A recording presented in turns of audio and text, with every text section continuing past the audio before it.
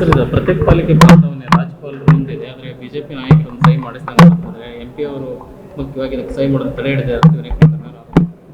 ನೋಡ್ರಿ, ನಾನು ಇವತ್ತಿಗೂ ಕೂಡ ಹೇಳ್ತೇನೆ, ಪ್ರತ್ಯೇಕ ಮಹಾನಗರ ಪಾಲಿಕೆ ಧಾರವಾಡಕ್ಕೆ ಆಗಬೇಕು ಅಂಥೇಳಿ ಕಾರ್ಪೊರೇಷನ್ದಲ್ಲಿ ಏನು ನಾವು ರೆಸೊಲ್ಯೂಷನ್ ಮಾಡಬೇಕಾಗಿತ್ತು. ಯಾಕಂದ್ರೆ ಆ ರೆಸೊಲ್ಯೂಷನ್ ಅವಶ್ಯಕತೆ ಭಾಳ ಇತ್ತು.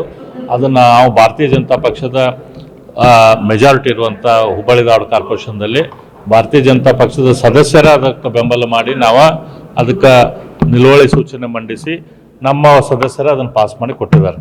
ಇವತ್ತಿಗೂ ಕೂಡ ಧಾರವಾಡದ ನಾಗರಿಕರಿಗೆ ನಾನು ಹೇಳ್ತೇನೆ, ನಮ್ಮ ಧಾರವಾಡಕ್ಕೆ ಸಪರೇಟ್ ಮಹಾನಗರ ಪಾಲಿಕೆ ಆಗಬೇಕು. ಅದಕ್ಕೆ ಬೇಕಾದಂಥ ಎಲ್ಲ ಪ್ರಯತ್ನವನ್ನು ಕೂಡ ನಾವು ಮಾಡ್ತೇವೆ.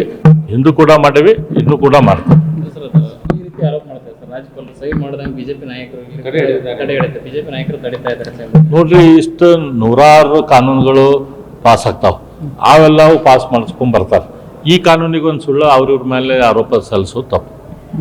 ಸರ್, ಇದು ಪ್ರತ್ಯೇಕ ಪಾಲಿಕೆ ಪ್ರಸ್ತಾವನೆ ರಾಜ್ಯಪಾಲರ ಮುಂದಿದೆ. ಆದರೆ ಬಿಜೆಪಿ ನಾಯಕರನ್ನು ಸಹಿ ಮಾಡಿಸ್ತಾರೆ. MP ಅವರು ಮುಖ್ಯವಾಗಿ ಇದಕ್ಕೆ ಸಹಿ ಮಾಡೋದು ತಡೆ ಹಿಡಿದೆ.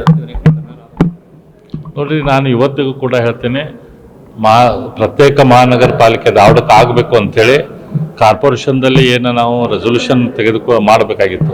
ಯಾಕಂದ್ರೆ ಆ ರೆಸೊಲ್ಯೂಷನ್ ಅವಶ್ಯಕತೆ ಭಾಳ ಇತ್ತು.